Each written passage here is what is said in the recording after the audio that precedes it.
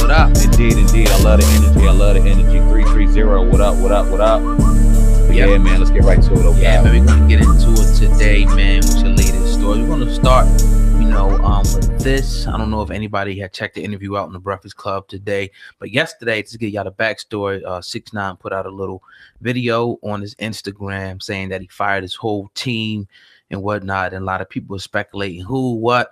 And he cleared everything up today on a surprise visit to the Breakfast Club, man.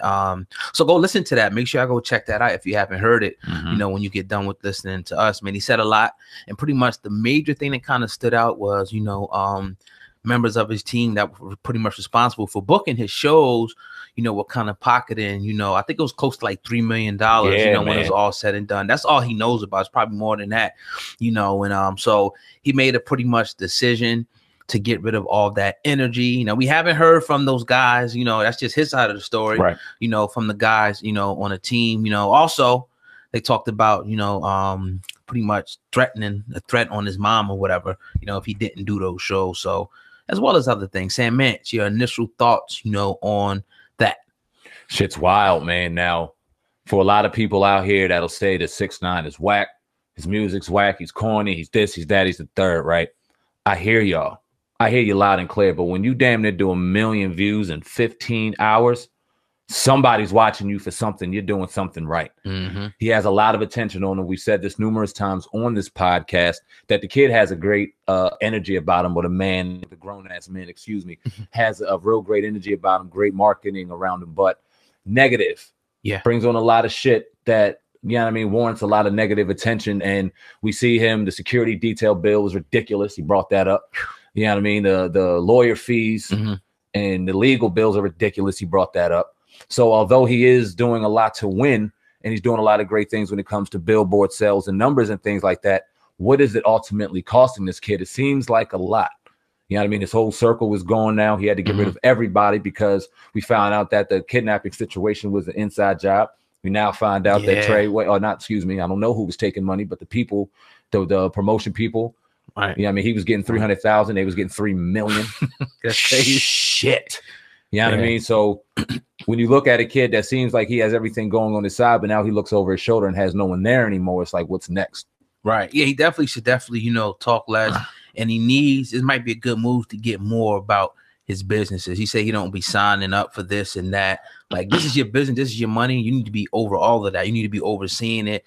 It's cool to have a team, right? You know what I mean? But you got to be able to trust them. And he found out the hard way that, he probably had his guys, leeching off. Again, I don't want to say too much because we haven't heard their side of the story. Maybe something totally different on why they may, nobody's heard them speak, as of yet. So, crazy, situation, man, with that. But he does, again, like you brought up earlier, if you have one perception of him listening to his music and looking at him on Instagram is one way, but to actually see him in an interview and be able to articulate himself the way he did, he actually does kind of have a bright side. And he also, we talked about this too in a pre-production, admitted that he's just trolling.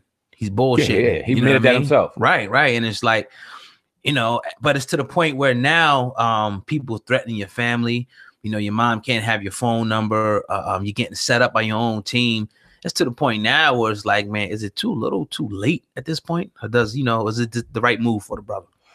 I don't know if it's I don't know if it's too little, too late, I should say, but it has to be done because you can't continue to go on the path that you on, because it seems like not only was he creating enemies outside of his circle, but he was creating enemies inside of his circle too. Whether that been through jealousy, envy, or whatever the case, people were seeing opportunities to try to get a one up on it, and we're trying.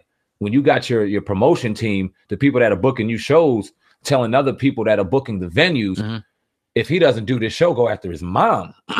Like, damn, if that ain't like extortion and slavery 101, I don't know what is. Like, right. And it's crazy because you're independent. You've never signed a contract, yet they still try to assume so much control over you. This is the griminess of the music industry. When he was talking about it, I was just kind of chuckling like, yeah, this isn't any surprise to me. This is the music industry 101. You're getting robbed everywhere. And now the very place that you make all your money, your show, yeah, they getting took there too. Yeah. And like you said, I mean, this was only a 15 show kind of deal where he got $3 million taken from him. That's not the only, you know what I mean, tour he was on. So you can only imagine how much money he's gotten taken from a prior to this. It's wild. Another thing that was pretty much confirmed was like you started, and it made me think about what you said the other day when you talked about, you know, some of his, you know, his perception and venues not wanting to take a chance on booking him. Yep. But now it's to the point where like they'll book him, but you got to hire local police. You got to have, you know, security to kind of have that blanket of protection just in case, you know, something goes wrong. They can't, people got to look at it like this, man. If a body drops, somebody gets hurt, that's on the city. That's on the venue.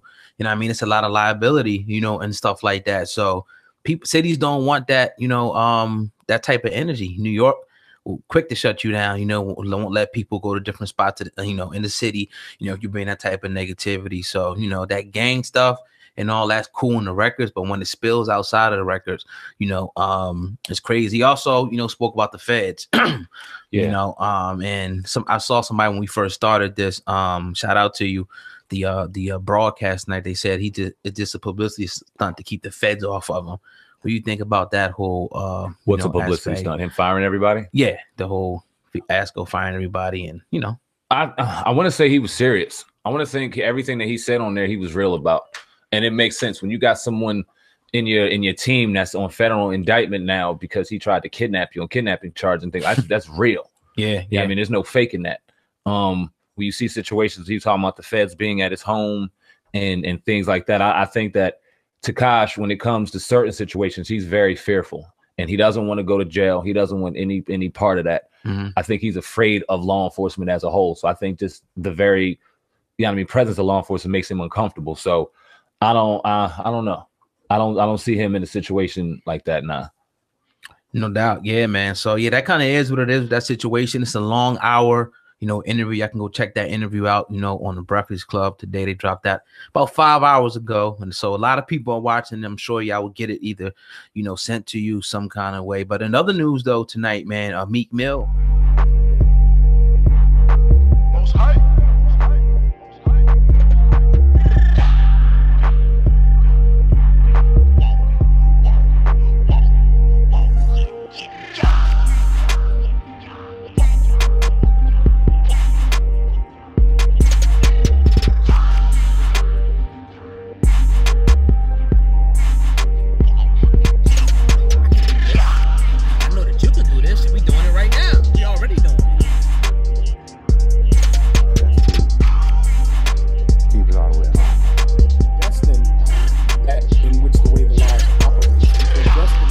You have to take the leap of faith to step out there and trust the fact that these people, us brothers, myself, Oh God, Darren, Kansu, have lived this journey, have been through these experiences, have been through these trials, have learned and have gained success through the formula that we want and wish to provide for you.